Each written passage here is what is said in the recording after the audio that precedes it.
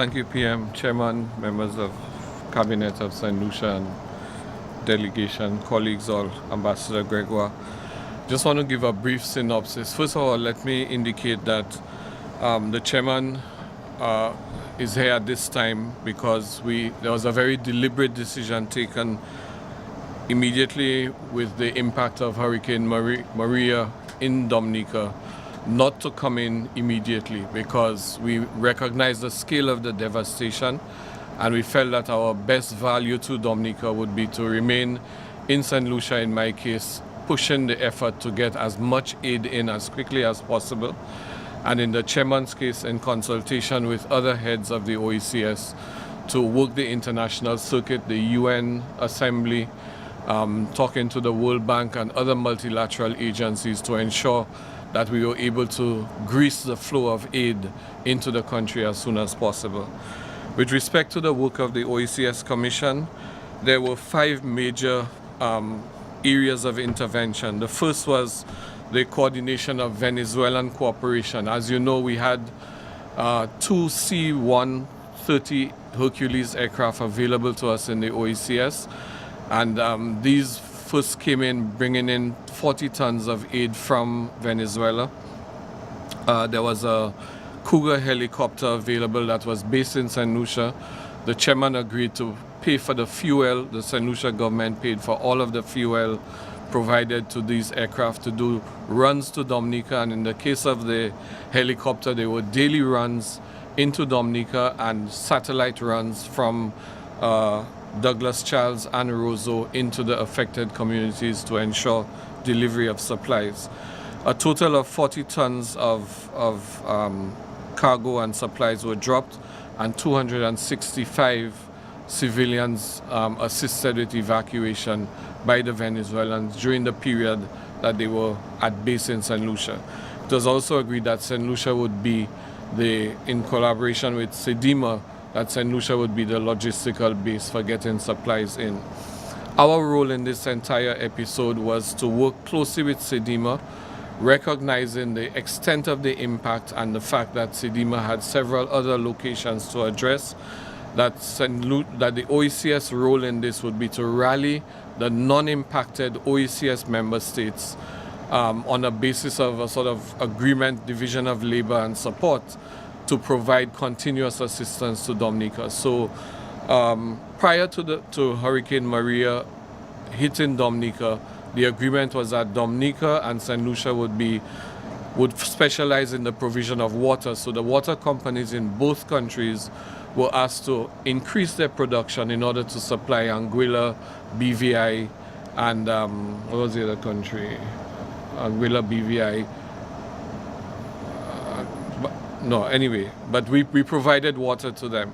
When Dominica became affected, it meant now that Grenada, St. Lucia, and St. Vincent and the Grenadines now had to carry that load to ensure that food supplies were coming in. So there was both sea transportation, the use of barges, and sea transport bringing in supplies, as well as the use of the Venezuelan aircraft. At the OECS end, our pharmaceutical procurement service was also involved in the mobilization of medicine from our suppliers. So we had offers from many of our suppliers of medicine to bring it in. And a very specific service was provided in the case of Soufrière, because Ambassador Antoine of Grenada had gone into Soufrière on a Venezuelan drop and discovered that there were 200 elderly people in shelters who needed very specific medication for diabetes, insulin, and hypertension and other conditions. So the pharmaceutical service was able to shape a delivery of specific prescriptions for those persons, and we went back in and delivered them. The OECS was also involved in working on facilitating bilateral assistance on the request of Prime Minister Skerrit from specific OECS member states to Dominica, and I spoke about that in terms of the assistance that Grenada was able to bring, St. Vincent and St. Lucia. The fourth area of intervention was our mission in Brussels. which has been exceedingly useful because they have a direct line to the EU. The EU headquarters is based in Brussels, and they were able to identify there's an agency of the EU that deals specifically with emergency and disaster situations called ECHO, and this is how we were able to get the water purification plant from Belgium, the government of Belgium, processing 80,000 liters per day. We got 50,000 water purification tablets and a quantity of cots, personal survival kits, and so on, some of which are still to come. So there's been a constant flow from Belgium, the UK, and a couple of the other EU countries. Lastly, our fifth area of intervention is just being a broker to help other disaster missions coming into Dominica. So the GIZ, which is a German support agency, was already working in Soufrière on a project, an environmental project, and because of that relationship with Soufrière, they wanted to focus their assistance there, so we were able to facilitate that. The St. Lucia Hotel and Tourism Association, the chairman had a meeting in the early hours of the impact of Maria on Dominica with the St. Lucian private sector, and urged them to play their part. The SLHTA decided to focus on the Kalinago territory, and several drops were made from that body.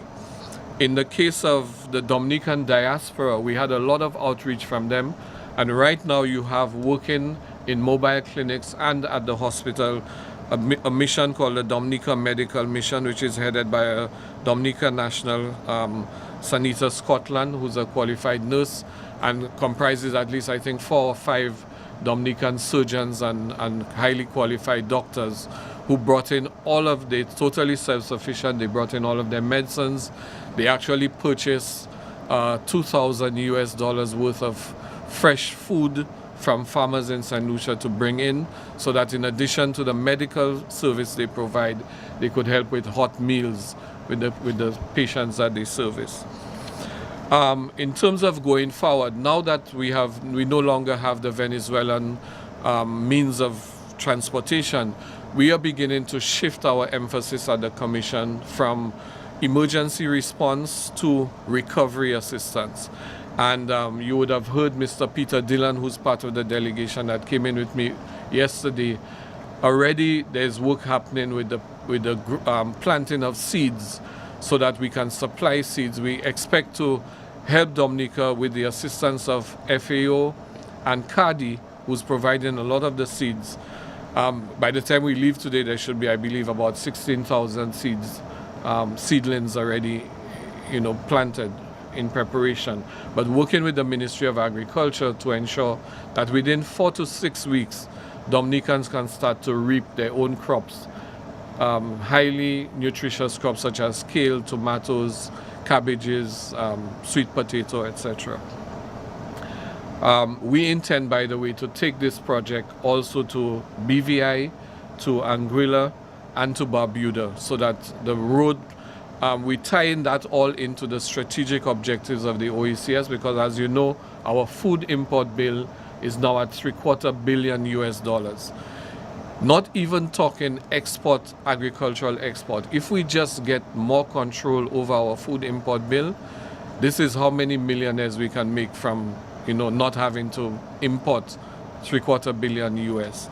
And trade in the OECS is only 1% of our overall trade. So this crisis has provided us with an opportunity to begin to do things differently, more trade among ourselves. And that is why the chairman has brought on his delegation people like Mr. Bryce from Bryce Company, who have given in the humanitarian phase, they provided building materials to Dominica free of cost.